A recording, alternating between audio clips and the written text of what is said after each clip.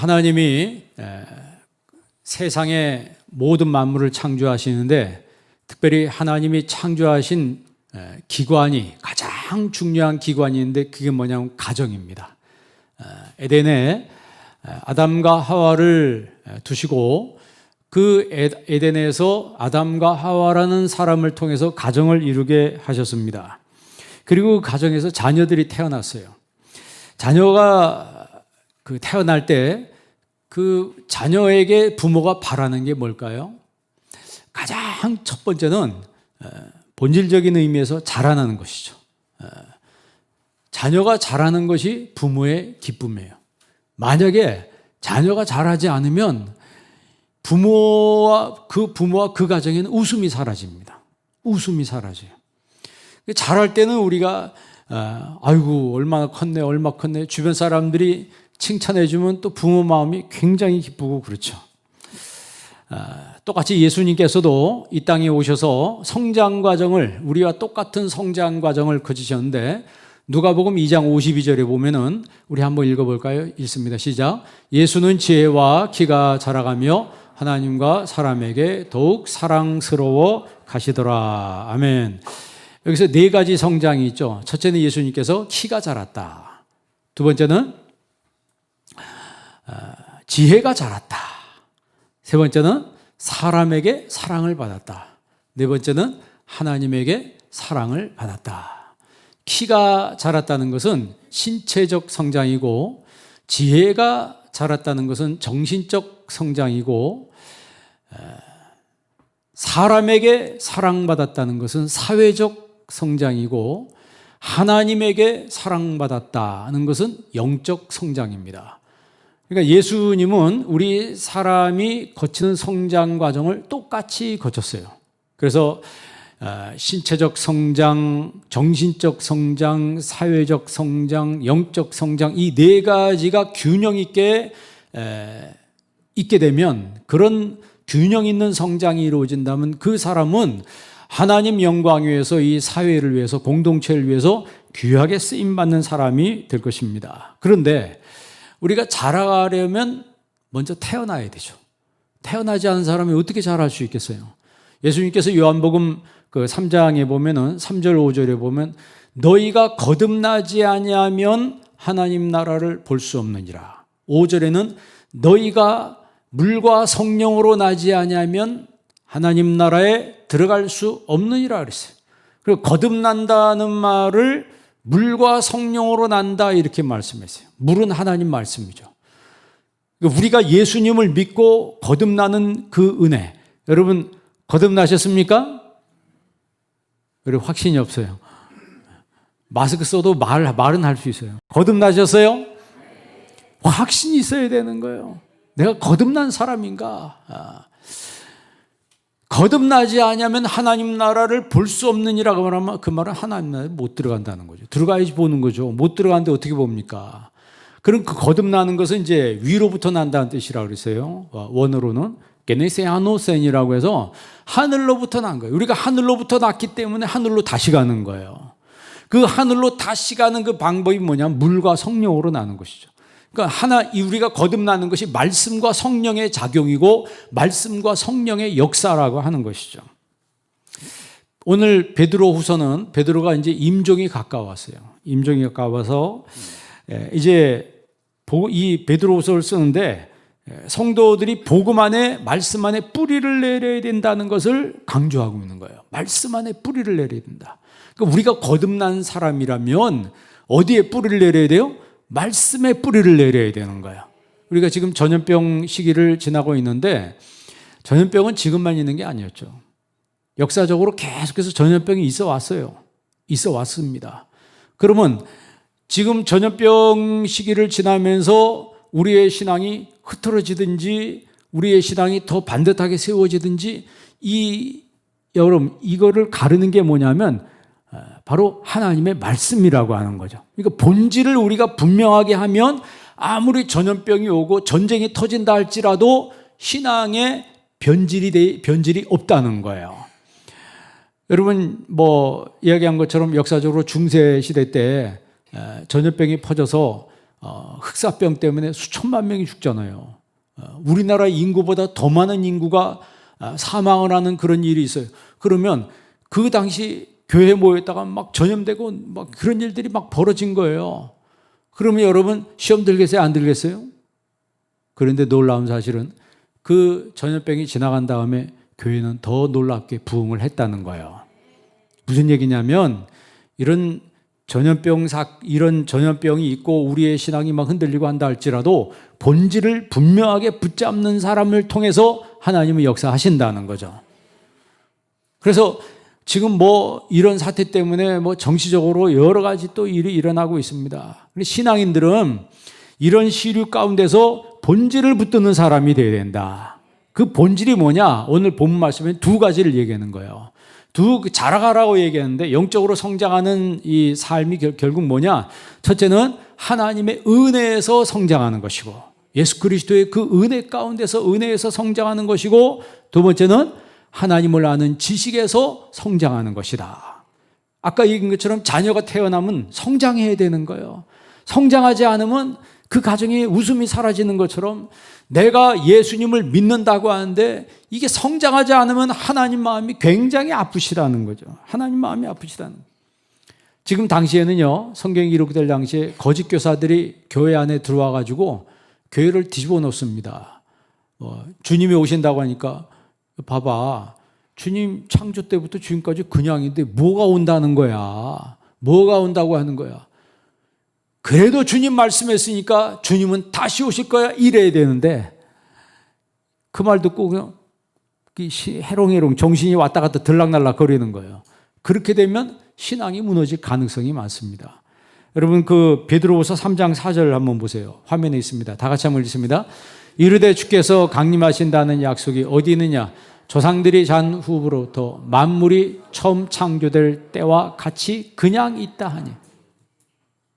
주님이 강림하신다고 하는데 도대체 그 약속이 어디 있고 그 약속이 뭐냐? 우리 조상들이 잔 후로부터 아니 만물이 창조된 때부터 지금까지 그냥 있는데 뭐가 온다는 거고 뭐가 변화된다는 거냐?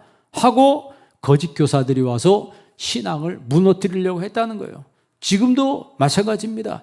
요즘에 인터넷 매체나 유튜브 매체들이 굉장히 많은데 그걸 보면은 그 안에 거짓 교사들이 굉장히 많더라고요. 그래서 그런 것들을 보면서 아이고 우리 성도님들이 또 이런 것에 또 그냥 혹해가지고 넘어가면 어떻게 하나. 목사로서 그런 그 마음의 조바심 같은 게 조금 있습니다. 사실은. 왜냐하면 정상적으로 성경 진리를 제대로 가르쳐 주는 것도 있지만 거기 이단 사설도 있고 거기 이상한 사상들을 가진 사람들이 다양한 사상을 가진 사람들이 이제 뭐 그 바다에 유튜브라고 하는 바다에 다 배 타고 떠가지고 자기 목소리를 내는 거예요. 그런데 보면은 정상적인 그 이야기를 하는 데는 조회수가 적어. 조회수가 적고 이상한 얘기를 하는데 비성경적이고 비복음적인 얘기를 하는데 이상하게 조회수가 뭐 압도적으로 많은 거예요. 야, 요즘 사람들은 이런 걸 좋아하는가 보구나. 제대로 된 얘기를 하면 안 들어요. 왜 다 아는 얘기고 뭐. 근데 처음 듣는 얘기, 희한한 얘기를 하면 거기에 솔깃해가지고 귀를 기울인다 이 말이에요. 그러니까 베드로도 그 2000년 전에도 상황이 비슷했습니다. 그런 시류에 흔들리지 말라는 거예요. 우리가 자라간다는 것, 오늘 성경에 자라가라 라는 말이 나오는데 이 자라간다는 말을 자라가라 이거는 이제 헬라 말로 이제 아욱사노라고 하는데 성장하다, 향상시키다, 결실이 풍성하다는 거예요. 그러니까 이것은 비단 어느 한 신체 사이즈만 커간다는 얘기가 아니고 신체 사이즈뿐만이 아니고 그 안에 내실까지 풍성한 열매를 맺는 그런 의미에서 자라간다는 의미예요.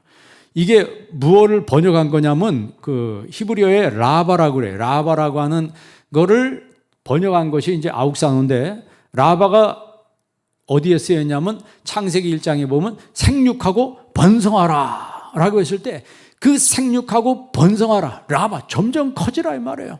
그러니까 온 세상의 사람들이 점점 많아진 거예요. 대표적으로 여호수아서 4장 14절 말씀 보세요. 여호수아 4장 14절 다 같이 있습니다. 그날에 여호와께서 모든 이스라엘의 목전에서 여호수아를 크게 하심에 그가 생존한 날 동안에 백성이 그를 두려워하기를 모세를 두려워한 것 같이 하였더라. 아멘. 하나님께서 여호수아를 크게 하심에, 이게 라바예요. 그러니까 지금 이것을 헬라어로 번역하면 아욱사노예요. 아까 얘기한 대로 자라갔다는 얘기죠. 그리고 우리가 생각할 때는 자라갔다는 게 키만 자라갔다, 그게 아니고 하나님께서 그의 모든 면을 크게 확장되도록 그의 힘과 그의 지혜와 그의 정신적인 것과 모든 것들이 확장되도록 하나님이 역사하셨다는 거예요. 그러니까 여호수아를 크게 하심에 그가 생존한 날 동안에 백성이 그를 두려워하기를 모세를 두려워한 것 같이 했다는 거예요. 그러니까 여러분, 우리의 자녀들이 하나님 이렇게 자라나고 이런 성장이 있게 하여 주옵소서. 기도해야 된다는 거예요. 여호수아를 하나님 크게 하심에, 그러니까 이 말씀 딱 붙들고, 하나님 내 자녀를 하나님 크게 하여 주옵소서. 그게 잘못된 기도예요? 그게 잘못된 기도입니까? 그건 잘못된 기도가 아니에요. 사사기서 13장 24절 볼래요? 사사기 13장 24절 다 같이 읽습니다. 그 여인이 아들을 낳음에 그 이름을 삼손이라 하니라. 그 아이가 자라매 여호와께서 그에게 복을 주시더니. 삼손이 나중에 좀 빗나갔지만 처음에는 하나님이 그에게 뭘 주시더니? 복을 주시더니. 근데 여기 보면 그 아이가 자라매, 이 자라가 라바예요. 하나님이 삼손을 점점 크게 하시고 점점 힘있게 하시고 점점 능력 있게 하셨다는 거예요. 점점 강해졌다는 거죠. 그러면 이 단어의 신약의 용례가 어디에 나오냐면 누가복음 2장 40절, 이 성장한다의 용례가 누가복음 2장 40절. 다 같이 한번 읽습니다. 아기가 자라며 강하여지고 지혜가 충만하며 하나님의 은혜가 그의 위에 있더라. 아멘. 이 아기는 예수님이죠. 자라매, 이 자라매, 점점 지혜와 모든 것들이 점점 커진다는 거예요. 자라며 강하여지고 지혜가 충만하여 하나님의 은혜가 그 위에 있더라. 이 결과 여러분, 예수님이 어린 나이지만 율법 교사들하고 뭘 했다? 디베이트 할 정도로, 토론을 할 정도로 그의 지혜가 정말 충족했다는 거죠. 충족했다. 그것뿐만 아니고 마가복음 4장 8절도 봅시다. 마가복음 4장 8절 다 같이 한번 읽습니다. 더러는 좋은 땅에 떨어짐에 자라 무성하여 결실하였으니 30배나 60배나 100배가 되었느니라 하시고. 아멘. 여기서 좋은 땅에 떨어짐에 자라서 무성하게 결실했다. 이게 오늘 본 말씀에 성장한다, 자란다 이런 뜻이에요. 그러니까 어떤 것들이 심겨져서 자라는데 그 자람의 결과가 무성하여 결실했다. 그래서 몇 배다? 30배, 60배, 100배로 결실했다는 거예요. 그러니까 자라난다는 것의 그 터미널, 그 종국이 뭐냐면 하나님께서 이렇게 풍성하게 하신다는 거죠. 이렇게 풍성하게 하신다는. 그런데 자라는데 실패한 밭이 있어요. 자라는데 실패한 밭은 뭐예요? 돌밭, 길가밭, 가시밭. 성공한 밭은 좋은 밭이에요. 그러니까 여러분 먼저 좋은 밭이 되기를 바랍니다. 그러니까 그런 의미에서 우리가 성장을 해야 된다는 거예요. 성장을 해야 된다. 베드로전서 2장 2절을 보십니다. 베드로전서 2장 2절 다 같이 한번 읽습니다. 갓난 아기들 같이 순전하고 신령한 젖을 사모하라. 이는 그로 말미암아 너희로 구원에 이르도록 자라게 하려 함이라. 아멘. 이게 바로 영적 성장이죠. 순전하고 신령한 젖을 사모하라. 갓난 아이들 같이. 그 갓난 아기들이 그 젖을 먹기 위해서 막 울어제끼고 사모하는 것처럼 하나님의 말씀을, 영적인 것을 이렇게 사모하라는 거죠. 그로 말미암아 너희로 구원에 이르도록 자라게 하려 함이라. 영적인 성장이 있게 하려 함이라 그랬어요. 골로새서 1장 6절 보십니다. 골로새서 1장 6절 다 같이 한번 읽습니다. 이 복음이 이미 너희에게 이름에 너희가 듣고 참으로 하나님의 은혜를 깨달은 날부터 너희 중에서와 같이 또한 온 천하에서도 열매를 맺어 자라는도다. 아멘. 그러니까 복음을 듣고서 열매를 맺어 성장했다는 거죠. 성장했다는 거예요. 그러면 이렇게 자라는 사람, 이런 영적 성장이 있는 사람의 삶의 특징이 뭐냐면 모든 것을 결정할 때 보면 아는 거예요. 이것이 하나님께 영광이 되는가? 이것이 하나님께 영광이 되는가를 먼저 생각하는 거예요. 우리가 교회를 성전을 지려고 그래요. 그럼 이것이 하나님께 영광이 되는가? 영광이 돼야 안 돼요? 영광이 되죠. 그러니까 해야 되는 거예요. 근데 어떤 분이 교회 다니는데 요즘 술집 차리면 돈 많이 번다는데 내가 술집을 차려야 되겠다. 그런데 이분이 생각을 해요. 이것이 하나님께 영광이 되는가? 예를 들어서 그렇다는 거예요. 이것이 하나님께 영광이 돼야 안 돼요? 영광 안 되죠. 그러면 그걸 접어야 되는 거예요. 여러분이 뭘 결정할 때 인간적으로 결정하지 마시고 이것이 하나님께 영광이 되는가? 내가 구역 예배를 드리려고 그래요. 드릴까 말까? 고민할 필요가 없어요. 이것이 하나님께 영광이 되는가? 드려야 돼, 안 드려야 돼? 드려야죠. 요즘 교회에서 모이면은 벌금 300만 원이래. 고양시에는요 시장이 공문 내려서 신고하면 포상금 준다고 공문을 내려버렸어요. 정신 나갔어요 지금. 제가 지난주에 광명시에 목사님들 모이면서 식당 가봤는데요. 2층 식당이 꽉 찼어요.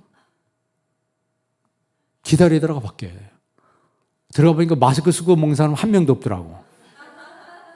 그 많은 사람이 촘촘하게 앉아가지고 밥을 먹는데 세상에. 그래서 우리는 알아서 처음부터 식사 안 하잖아요. 식당 문 닫았잖아요. 근데 교회에서 모여서 회의하는 것도 하지 말래. 걸리면 300만 원이라는 거예요. 그것도 불교도 아니고 천주교도 아니고 교회만 그렇게 하는 거예요. 불교도 60몇 명 집단 감염이 있었잖아요. 천주교도 집단 감염이 있었잖아요. 교회만 그러는 거예요. 국회의원들이 정신 차려야 합니다. 얘기했지만 총리가 교회 안수집사래. 그거 떼고 하지 그럼. 예? 다니엘과 같이 그런 법안이 딱 그런 게 건의가 들어오면 자기가 막아야죠. 자기가 막아야지. 그걸 거기서 허락하고 있어요? 이것이 하나님께 영광이 되는가를 먼저 생각해서 내가 하나님이 나를 정치의 자리에 올렸을 때 그때 그 사람이 진짜 신앙이 드러나는 거예요. 결정할 때 드러나는 겁니다. 우리가 작은 것에서부터 내가 이것이 하나님께 영광이 되는가를 생각했을 때 이게 하나님께 영광이 된다면 내가 손해를 감수하고도 해야 되는 거예요. 예? 구역 예배를 교회에서 드리면 벌금 300만 원. 요 옆에서 커피숍에서 드리면은 괜찮다는 거예요. 커피숍 가면 여러분 마스크 쓰고 먹어요? 마스크 벗고 먹어요? 이번 주 저도 커피숍 가봤어요. 다 벗고 먹더라고. 커피숍에 웬 사람들이 그렇게 많아요? 요즘에요. 어떤 목사님 부산 갔다 오는데 KTX가 꽉 찼다는 거예요.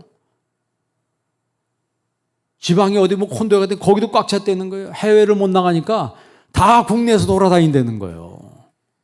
그러면 그런 모임 다 막아야지 왜 교회만 막아요? 잘못된 법을 하는 사람들이 똑바로 해야지. 이거는 차별도 그냥 차별이 아니고 거대한 역차별을 하고 있는 거예요. 그래서 여러분 주보에 나와 있는 것처럼 우리가 정오기도 때 차별금지법 통과 이거 안 되도록 우리가 기도해야 되고, 그리고 지금 이 교회 모임을 막는 거에 대해서 우리가 그 청원에 다 같이 동의해서 힘을 합해야 되는 거예요. 이제는 기독교인들이 이것이 하나님께 영광이 되는가 안 되는가 이걸 먼저 해야 된다는 거죠. 중간에 회색지대 딱 서가지고 이것도 아니고 저것도 아니고 딱 서가지고 그냥 시킨 대로 해야 되는 거 아니에요? 여러분, 신앙은 그렇게 하는 게 아닙니다. 초대교회 때부터 초대교회 성도들은 신앙을 지키기 위해서 목숨도 내놨어요. 가장 중요한 게 예배고 가장 중요한 게 우리가 예수의 이름으로 모이는 건데 그거를 세상이 힘으로 갖다 완력으로 막는다면 그런다고 우리가 순응하면 되겠습니까? 여러분, 그러면 우리가 이것이 하나님께 영광이 되는가라고 했을 때 그 하나님의 영광에 동참하는 사람 특질이 뭐냐면 성장하는 사람이어야지 그 하나님의 영광에 동참할 수 있게 되는 거예요. 두 가지. 첫째는 어디서 성장하는 사람? 하나님의 은혜에서 성장하는 사람. 두 번째는 하나님을 아는 지식에서 성장하는 사람. 그러니까 은혜의 분량에서 성장하고 은혜의 분량에서 자라는 여러분 되시기를 바랍니다. 그러니까 성장 자체가 은혜죠. 은혜를 아는 사람이 영적으로 성장하는 거예요. 그 영적 성장, 그런 은혜의 성장이 있는 사람이 내게 어떤 일을 맡겨주셔도 순종하고 하는 것이죠. 제가 이제 수요일 날 그 말씀을 드렸는데, 우리가 골로새서 마지막 장에 보면 사람 이름이 쭉 나와요. 로마서 16장까지 있는데 16장 마지막 장은 전부 사람 이름이에요. 무슨 이름이에요? 주의 일에 같이 동참했던 사람들. 다시 얘기하면 하나님의 은혜에 같이 협력하고 동참했던 사람들 이름이 나오는데, 특별히 골로새서 4장에 두기고라고 하는 사람 이름이 나오죠. 이 두기고라고 하는 사람은 어떤 사람이냐면, 바울이 전도 여행할 때 같이 동참했어요. 마가는 중간에 가다 어떻게 했다고요? 마가는 1차 전도 여행 때 살짝 아예 빠져버렸어요. 너무 힘드니까. 그런데 두기고는 3차 전도 여행 때 동참했어요. 바울에게 가장 핍박이 언제 가해졌냐면 3차 전도 여행 때 가장 심하게 그 핍박이 가해졌습니다. 막 투옥이 되고 반대한 사람, 죽이겠다고 한 사람 막 여기저기서 날 때, 바울이 그 사역을 끝까지 감당한 것은 바울과 함께 동력했던 사람들이 있었기 때문에 그 사역을 끝까지 감당했다는 거예요. 두기고라고 한 사람은 바울이 로마 감옥에 투옥됐을 때도 떠나지 않고 도왔던 사람이에요. 그리고 바울이 디모데를 아들이라고 했잖아요. 디도도 내 아들이라고 했어요. 근데 두기고한테 아들이란 말을 쓰지 않았어요. 그러니까 바울이 늙어가지고 디모데하고 디도를 보고 싶어가지고 두기고한테 시키는 거예요. 가서 그 사람들 좀 불러오라고. 보고 싶다고. 그러면 그 일을 누가 하냐면 두기고가 하는 거예요. 가서 불러오는 거예요. 바울 선생이 오라고 했습니다. 바울 사도가 오라고 했습니다. 그러면 디도가 목회하다가 바울을 만나러 가요. 그러면 그 자리를 누가 채우냐면 두기고가 대신 갔다 올 동안 대신 목회를 하는 거예요. 그러니까 요즘 말로 말하면 야구로 보면 셋업맨 역할을 한 거예요. 야구에서 가장 중요한 투수가 누구예요? 선발 투수죠. 그 다음에 중요한 투수가 무슨 투수예요? 마무리 투수죠. 그 다음 마지막 투수가 누구예요? 별 볼일 없는 투수. 셋업맨. 셋업맨은 셋업 투수라고 안 그러더라고. 그냥 셋업맨이라고 그러더라고. 선발맨이라고 안 그러잖아요. 선발 투수라고 그러잖아요. 선발 투수가 1회부터 6회까지 맡고, 그 다음에 7회, 8회를 셋업맨이 한 명씩 돌아가면서 맡아요. 그리고 마지막 9회를 마무리 투수가 하거든요. 그런데 선발 투수가 일찍 무너질 때가 있어요. 1회, 2회 때 대량 득점 당해가지고 홈런 맞고 이러면 선발 투수가 멘붕이 오면 이게 막 그냥 계속 두들겨 맞는 거예요. 그러면 2회 때 강판 되면은 3회 때부터 셋업맨이 들어가야 돼요. 그러면 혼자서 3회, 4회 맞고 막 이런 경우가 있거든요. 그러니까 쉽게 말하면 그 운동 경기에서 허드렛 일을 다 하는 사람이 누구냐면 셋업맨이에요. 그런 사람이 두기고였어요. 그런데 지금 그 골로새서 보면요, 이 두기고를 바울이 굉장히 칭찬합니다. 굉장히 칭찬해. 그 말을 그만큼 인정한다는 얘기죠. 여러분, 우리가 사람한테 보이려고 하나님 믿고 주의라는 건 아닙니다. 우리가 주님을 믿고 주님을 섬기는 것은 오직 주 예수 그리스도의 십자가의 은혜로 하나님만 보고 믿는 거예요. 그랬을 때 내가 사람들이 알아주지 않아도 하나님이 이르기 때문에 감당했던 그 사람이 두기고였어요. 그러면 어떻게 그렇게 할 수 있냐 이 말이에요.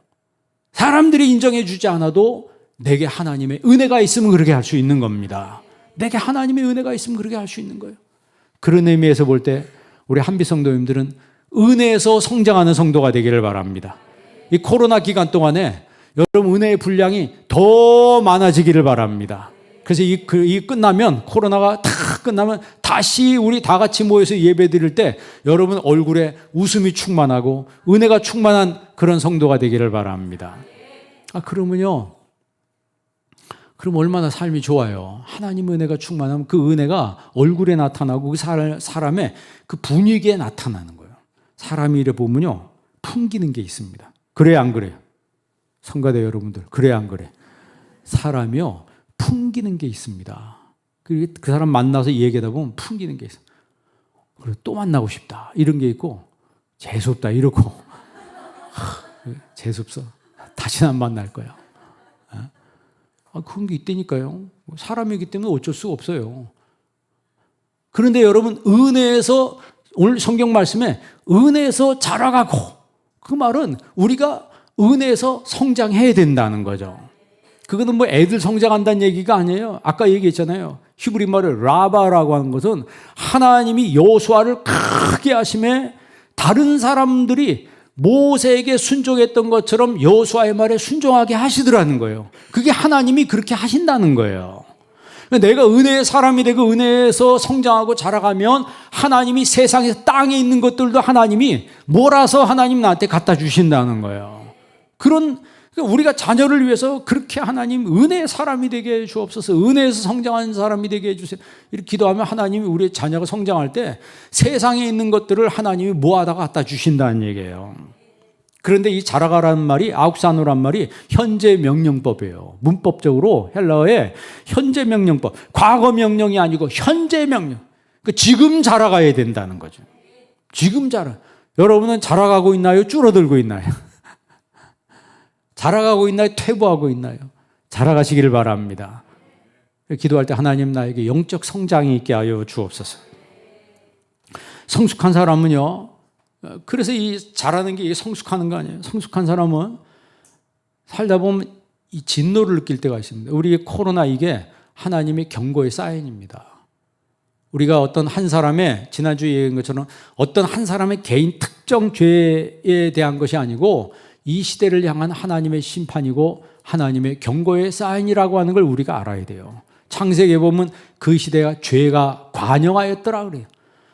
사람들의 신앙이 하나님 중심이 아니고 전부 하나님 믿는다고 말은 하면서 우상 따라가고 세상 따라가고 자기 생각 따라가고 멋대로 살고 멋대로 믿으니까 하나님이 때로는 세 가지 트라파타이트라고 삼중구조로 심판하신다 그랬죠. 칼과 기근과 역병으로 하나님 치신다 그랬어요. 칼이 뭐예요?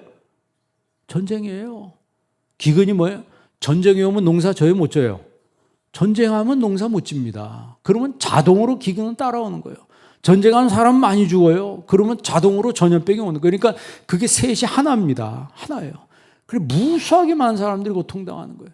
이 구약의 역사가 그 역사의 반복입니다. 그들이 많이 고통당하고 나니까 이제는 하나님 정신 차리고 하나님 바로 믿겠습니다. 그래서 우리가 이 전염병을 지날 때 나 자신이 먼저 하나님 앞에 바로 서야 되는 거예요. 아까 처음에 얘기한 것처럼 하나님 내 신앙의 본질을 바로 세우게 하여 주옵소서. 신앙의 본질을 여러분 바로 딱 붙들고 있으면은 아무리 여러분 이야기한 대로 칼이 휘둘려지고 기근이 휘둘려지고 전염병이 휘둘려져도 본질을 붙들고 있으면 흔들리지 않는다는 것이죠. 그래서 성숙한 눈으로 보면 이것도 전염병도 우리가 은혜로 수용할 수 있는 거예요. 그러니까 여러분 이 기간이 여러분 은혜의 분량이 커지는 기간이 되기를 바랍니다. 하나님 코로나 기간이 내 은혜의 분량이 더 커지고 더 풍성한 기간이 되게 하여 주옵소서. 고난도 은혜로 받아들이고 고난도 은혜로 소화할 수 있는 그런 믿음이 있으니까 우리가 영상으로 예배드리고 지금 본당에서 예배드려도 나 자신이 하나님 앞에 예배드릴 수 있다는 것 자체가 기쁜 거예요. 그렇지 않아요? 영상으로 예배드리는 분도 기쁘죠? 들을 수가 없네. 내가 하나님 앞에 나와서 내가 예배할 수 있다는 게 기쁨이에요. 그러니까 은혜는 기쁨이에요. 시편 4편 7절에 보면 주께서 내 마음에 두신 기쁨은, 한번 읽어보세요. 시작. 주께서 내 마음에 두신 기쁨은 그들의 곡식과 새 포도주가 풍성할 때보다 더하니이다. 아멘. 여러분, 곡식과 새 포도주가 풍성하다. 이 말은 무슨 얘기예요? 부자가 된다는 거지. 그런데 이것보다 주께서 내 마음에 두신 그 기쁨이 더 크다는 거죠. 그러니까 순서가 바로 돼야 돼요. 주님을 기뻐하는 기쁨이 내 안에 풍성할 때 하나님께서 그 다음에 곡식과 새 포도주가 풍성함을 더해 주신다는 거죠. 그러니까 영적인 것이 하나님 앞에 바로 세워지면 하나님이 이 땅에 육적인 것도 채워주신다는 거예요. 시편 30편 11절에 보면요, 한번 다 같이 한번 읽어보겠어요. 시작. 주께서 나의 슬픔을 변하여 춤이 되게 하시며 나의 베옷을 벗기고 기쁨으로 띠띠우셨나이다. 아멘. 주께서 내 슬픔이 변하여 뭐가 되게 하시고 다 같이 일어나서 춤춰볼까요? 막 덩실덩실 우리가 춤을 추나 뭐. 근데 슬픈데 하나님은 그 슬픔이 변하여 뭐가 되게 하시고 춤이 되게 하신다는 거예요. 내 베옷을 벗겨. 베옷은 언제 입는 거예요? 우리나라가 똑같아요. 우리나라 유대인하고 비슷한 게 많습니다. 내 베옷을 벗기고 사람 죽었을 때 베옷 입잖아요. 여러분 장례식에 웃는 사람이 있어요? 장례식에 누가 막 깔깔고 웃으면 그냥 도른 거예요. 아, 드디어 실성했구나. 내 베옷을 벗기고 내 슬픔을 벗기시고 하나님 기쁨으로 띠띠우셨다는 거예요. 여러분 생활 속에서 어떤 일을 통해서 하나님이 내 직장을 통해서든지 사업을 통해서든지 장사를 통해서든지 자녀를 통해서든지 뭘 통해서든지 하나님이 기쁨으로 띠띠우게 하신다는 거죠. 그러려면 먼저 내가 영적인 성장이 있어야 된다는 거예요. 그 영적인 성장은 첫 번째가 하나님의 은혜에서 자라나는 겁니다. 이번 기회에 여러분 하나님의 은혜에서 더 풍성하게 성장하는 신자가 되기를 바랍니다. 영적으로 확 더 성장하는 신자가 되려면 우리 마음의 그릇이 좀 커야 돼요. 그냥 세상 말로 통이 좀 커야 합니다. 째째하게 신앙생활 하지 말고 여러분 마음의 사이즈 좀 크게 하시기를 바랍니다. 그런 사람이 교회의 일꾼이 되면 하나님의 일도 힘있게 할 수가 있는 거예요. 유치한 사람은요 자꾸 물리적인 것만 보고 세상적인 것만 보고 자꾸 세상적으로 생각해요. 여러분 은혜의 사람은 영적으로 생각해요. 유치한 사람은 항상 세상적으로 생각합니다. 교회에 와서도 세상적으로 생각해. 그러면요 사탄이 그런 사람을 조종하기가 제일 쉬운 거예요. 그런데 영적으로 내가 딱 서서 하나님 중심으로 나아갈 때 하나님의 은혜 중심으로 나아갈 때 하나님 그 사람에게 복을 주시는 거예요. 아까 우리 읽은 성경에 복을 주신다 그러잖아요.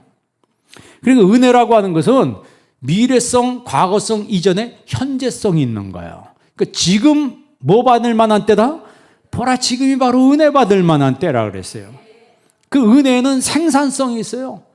은혜 받는 거 나만 혼자 은혜 받는 게 아니고 은혜는 생산성이 있어서 자꾸 주변 사람들에게 영향을 끼치는 거예요. 좋은 영향을 끼친다는 거죠. 뭔가 좋은 걸 자꾸 만들어내는 거예요. 그래서 은혜 받은 사람 옆에 가면 은혜의 분위기가 막 흐릅니다. 은혜의 분위기가 흘러서 그 은혜의 분위기가 나한테까지 와요. 그러면 내가 좀 우울하고 내가 좀 기분도 별로 안 좋았는데 그 은혜가 막 흘러 넘친 사람 만나면 거기에 나도 덮여가지고 내 속에 있는 근심과 걱정도 사라지는 거예요. 그래서요 사람 잘 만나야 합니다. 사람 잘 만나요. 여러분 사람 만나도 은혜의 사람 만나기를 바랍니다. 그 이전에 먼저 여러분이 은혜의 사람이 되기를 바랍니다. 은혜에서 성장하고 은혜에서 자라가는 사람. 두 번째 마지막으로 하나님을 아는 지식에서 자라가는 사람. 18절 말씀 다시 한번 읽어볼래요? 다시 한번 읽습니다. 오직 우리 주 곧 구주 예수 그리스도의 은혜와 그를 아는 지식에서 자라가라. 영광이 이제와 영원한 날까지 그에게 있을지어다. 아멘.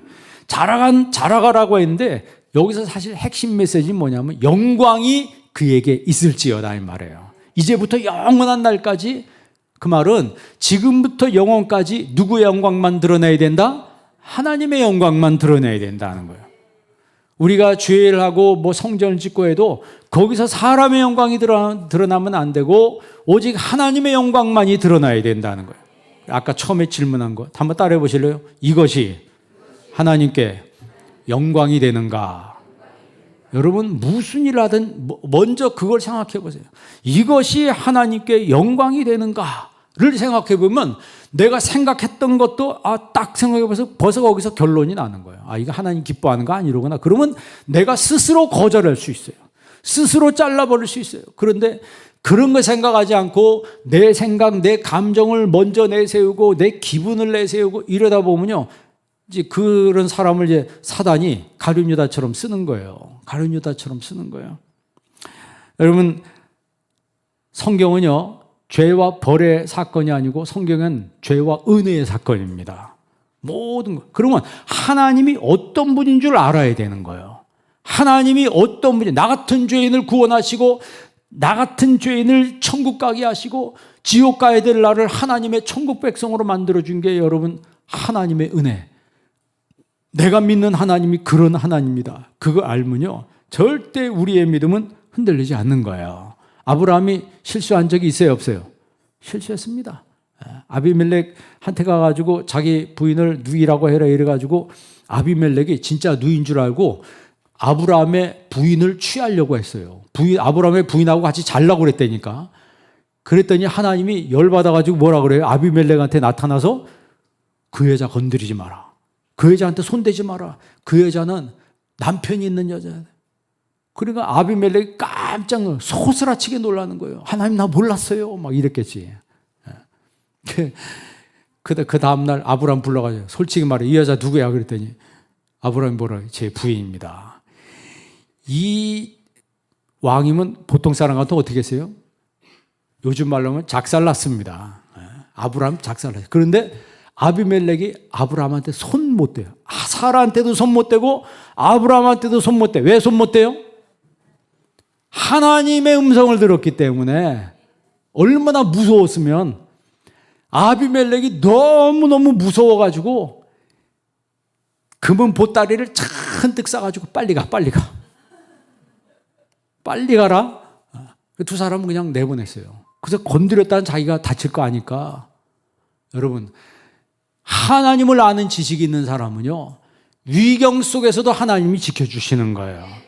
하나님 지켜주시는 거예요. 그러니까 하나님을 아는 지식이 있는 사람은 은혜 사람 똑같은 말이에요. 하나님의 은혜에 굶주려 있는 거예요. 하나님의 은혜에 목말라 있어요. 목마른 사슴이 뭘 찾는 것처럼 신냇물 찾아 갈급함 같이 내 영혼이 주를 찾기에 갈급하나이다. 그러니까 하나님을 내가 아는 지식이 분명하기 때문에 세상에 어떤 지식이 나한테 와서 이런 얘기 저런 얘기해도 그런 것들 때문에 내 마음에 요동함이 없다는 거죠. 수가성 여인에게 예수님 뭐라 그러세요? 요한복음 4장 10절 한번 읽어볼래요? 요한복음 4장 10절 다 같이 한번 읽습니다. 내가 만일 하나님의 선물과 물을 달라는 이가 누구인지를 알았더라면 내가 그에게 구하였을 것이요 그가 생수를 내게 주었으리라. 아멘. 수가성 여인에게 예수님이 뭐라고 얘기하시냐면 내가 만일 하나님의 선물과 물을 달라는 그이가 누구인지를 뭐 했더라면 알았더라면 이게 바로 에피그노시스라고 하나님을 아는 지식이 있었더라면 그에게 구했을 것이고 그분이 너한테 생수를 주었을 것이다. 그 말은 뭐냐면 반드시 이분을 나를 알아야 된다는 거죠. 메시아 예수님을 알아야 된다는 거예요. 여러분 분명한 하나님을 아는 지식을 가졌다면 여러분 마음속에 주님을 향한 열정이 생기게 되는 거예요. 열정이 생기게 되는 거예요. 왜 열정이 안 생겨요? 모르니까 그러는 거예요. 모르니까. 왜 신앙에 잠을 자요? 왜 신앙에 잠을 자요? 모르니까 신앙에 잠을 자는 거예요. 유두고가 여러분 바울의 설교를 듣다가 창가에 앉았다가 뭐 했어요? 졸다가 떨어졌어요. 졸다가 떨어졌어요. 내가 확실하게 하나님을 알면 내 마음이 집중되고 정신이 집중돼서 하나님을 믿고 하나님을 섬기는데 바울처럼 믿고 주님을 따라가게 된다는 거예요. 그러니까 영적 성장을 이루는 사람은 하나님을 아는 지식에서 성장하는 사람이에요. 그러니까 자꾸 예배를 드리고 싶은 마음이 생기는 거예요. 자꾸 하나님 말씀을 읽고 하나님 말씀을 듣고 싶은 생각이 드는 거예요. 그게 여러분 영적인 작용입니다. 영적인 작용이에요. 반대로 거꾸로 생각해서 세상이 작용하면 설교를 듣다가 채널 딴 데로 돌려버려. 예배 시간이 되면요 갈등이 생겨요. 가야 되나 말아야 되나 막 갈등하다가 결국 안 가는 쪽을 선택합니다. 영상 예배도 드려야 되는데 자꾸 갈등이 생겨요. 이거 해야 되나 뭐야 하다가 뭐 어떤 사람은 그러대. 설교 유튜브로 설교 보다가 그 옆에 딴 거 뜨잖아요. 왜? 그럼 궁금해가지고 그것도 클릭해가지고 그거 보고 그런 사람도 있대 요즘. 그래서 설교 들으면서 몇 번 채널 돌려가지고 에다가 그게 뭐예요? 잡탕이지. 그건 예배가 아니에요. 그건 예배. 그러니까 설교 들을 땐 큰 화면에다가 전체 화면을 놓고 딴 거 신경 쓰면 안 돼. 설교 화면 요만하게 만들어 놓고 말이에요. 에? 그거보다 딴 거 사팔대기가 돼가지고 여기보다 저기보다. 그러지 말고 여러분 하나님을 아는 지식이 있는 사람은 하나님께만 집중하는 사람이에요. 이 하나님을 아는 지식은 변화를 일으키는 지식이라고. 변화를 이상하게 내가 자꾸 말씀 듣는데 내가 변하는 것 같아. 내가 변하는 것 같아. 요즘 그 성전부지 왔다 갔다 하시는 분들 살 빠지고 있다는 소식이 들리고 있어요. 살이 빠지고 있다. PT 하는 것도 아닌데 살이 빠진다. 왜 그런지 그거 갔다 오면요. 땀 엄청납니다. 땀 엄청나요. 그러면 나도 모르게 그냥 살이 빠지는 거예요. 그게 변화죠. 변화. 몸도 자꾸 움직이면 변화가 오는 것처럼 내 영혼도 자꾸 움직이고 말씀 듣고 기도하고 하면 주님을 찬양하고 하면 내 영혼의 변화가 있는 거예요. 어떤 변화요? 거룩한 변화가 있게 되는 거예요. 거룩한 변화가 있게 되는 거예요. 그래서 여러분 베드로후서 우리 3장 17절 그 전절 한번 읽어보겠습니다. 베드로후서 3장 17절 본문 말씀 시작. 그러므로 사랑하는 자들아 너희가 이것을 미리 알았은즉 무법한 자들의 미혹에 이끌려 너희가 굳센 데서 떨어질까 삼가라. 그러므로 사랑하는 자들아 너희가 이것을 미리 알았은즉 이게 하나님을 아는 지식이 너한테 있었기 때문에 무법한 자들의 미혹에 이끌려 하나님 없는 사람들의 그 미혹에 이끌려서 굳센 데서 떨어질까 믿음에서 떨어질까 조심하라는 거죠. 조심하라는 거예요. 그러니까 정말 영적으로 성장한 사람은요 미혹이 와도 미혹이 되지 않습니다. 미혹이 와도 미혹이 되지 않고 영적으로 더 깨어있게 돼요. 아 조심해야지 내가. 아 정신 차려야지. 그렇게 자기 자신을 막 채찍질하고 자기 자신을 막 달구는 거예요. 그러면서 하나님 앞에 더 가까이 나가. 그게 여러분 본질을 붙들고 있는 사람이에요. 그 본질이 바로 뭐냐면 두 가지. 하나님의 은혜에서 성장하고 하나님을 아는 지식에서 성장하는 이것이 바로 영적인 사람의 모습이라고 하는 거예요. 이런 영적인 사람의 모습이 여러분의 모습이 되길 주의 이름으로 축원합니다. 기도하겠습니다. 하나님 아버지 감사합니다. 오늘 저희들에게 하나님 말씀 주심을 감사합니다. 우리 한빛성도 모든 성도들이 하나님의 은혜에서 성장하게 하여 주옵시고 하나님을 아는 지식에서 성장하는 영적인 사람들이 되게 하여 주시옵소서. 예수님의 이름으로 기도합니다. 아멘.